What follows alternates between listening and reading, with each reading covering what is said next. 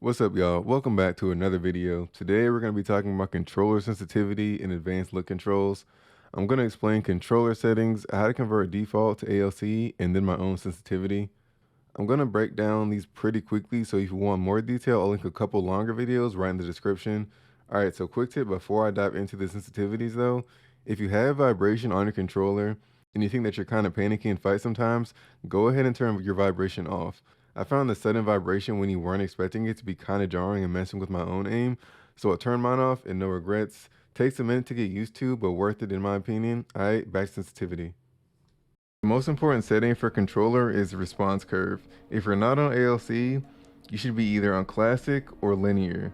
I used steady for a while, but I think the dullness on micro adjustments makes it too difficult to control recoil consistently. Classic is a good balance of fine control without being too twitchy. If you are linear, you should be linear within ALC so you have more control over the other settings. Now to get into ALC. Dead zone. This is going to determine where your stick input starts. The blue circle is going to tell you when your input starts to register. You want this to be as low as possible without causing too much stick drift, but a little stick drift is okay.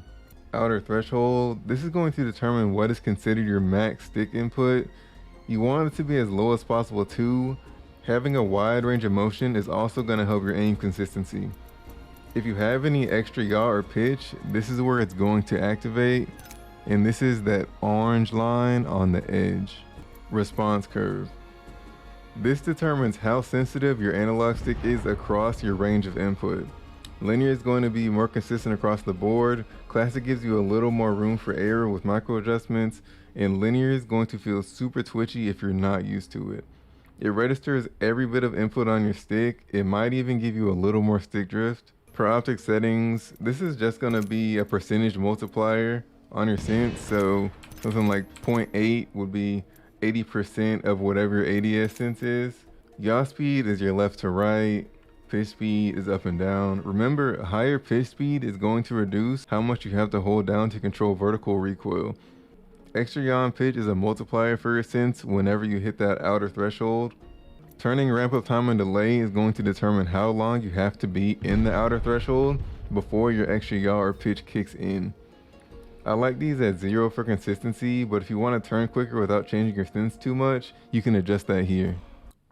Now I'm going to show y'all a chart I made for converting normal sensitivities to ALC. Credit to Zach Attack 54 for the numbers here.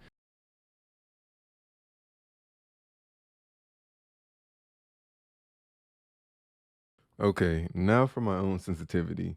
If you compare this to the chart, you notice it's a slight variation of 4.4 Classic. I turned down the response curve just a little bit to get slightly more control for recoil on mid to long range distances, and I lowered my pitch just a little bit. Everything else is pretty default though. Right now, I'm experimenting with matching my ADS pitch and yaw speed to see if I can be a little more consistent. Extra pitch speed is going to help control guns with higher vertical recoil more. Less focus on recoil is going to make tracking a bit easier. So that's how you find the best settings for you and convert to ALC. If you try it and like it, or even if you just use it as a baseline, let me know. Be sure to like the video and subscribe if you enjoyed it. And let me know if there's anything else you want to see a guide on. You can find me on Twitch and Twitter, NCoWeTrust. Thanks again for watching. Peace.